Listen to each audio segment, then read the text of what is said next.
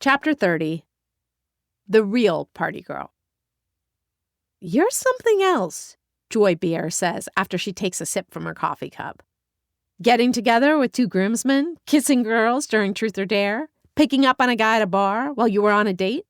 Most women would be hanging their heads in shame, but you're going around getting rewarded for it. Now, why do you think that is?" The View producer went through all the questions they were going to ask me in my dressing room, so I already have my answer ready. I glance at Daniel, who's sitting with John and Nadine in the studio audience, and offer, "Maybe other people are doing the same thing and they're relieved someone is actually being honest about it?" Some audience members laugh, and a few of them applaud as Elizabeth Hasselback squints her eyes at me. She asks, "Do you think you represent society's movement toward a more brazen attitude toward sexuality, as some people have said?" I give Elizabeth a Nadine-coached response about how I'm just being myself, but if people want to call me the poster child for a movement, then it's fine by me. As I continue to field questions from Rosie, Joy, and Elizabeth, I deliver all the appropriate quips and answers. But I'm distracted because I know a big moment is coming soon.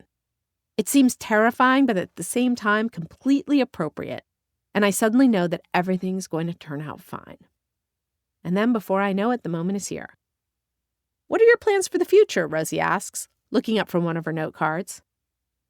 "Actually," I say, leaning forward, "my plan for the near future is to be thoroughly honest." All four of their heads spin toward me, since this is when I was supposed to mention the plans to make Party Girl into a TV series. Before anyone can say anything, I add, "And that means telling all of you that I'm not, in fact, a party girl." "Come again?" Joy says. I hear people start whispering to each other. I glance at Daniel in the studio audience and say, "I used to be one, big time, but thank God that's behind me now." Rosie tries to interrupt me, but I just keep talking. I say, "The thing about it is that my life wasn't cute and sexy and funny, the way I make it sound in the columns. It was actually rather soulless and empty. I was always trying to avoid my real feelings by creating drama and crises or just escaping through chemicals. It really only made me feel worse."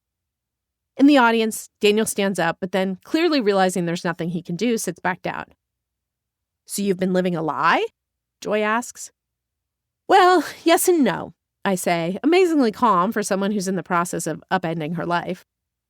"Everything I've written about did happen, and a lot of it did seem amusing and entertaining at one point. But I wasn't so much free and loose as I was just out of control." "Well, why have you been writing the column then?" Elizabeth asks, looking perplexed. "I've been thinking about that a lot lately," I say, and I guess the answer is I just wanted to feel special. I could just be another struggling writer, slugging it out with everyone else, or I could be celebrated, albeit for a part of me that I put to rest. And I chose to be celebrated. I look out at the studio audience. Wouldn't anyone?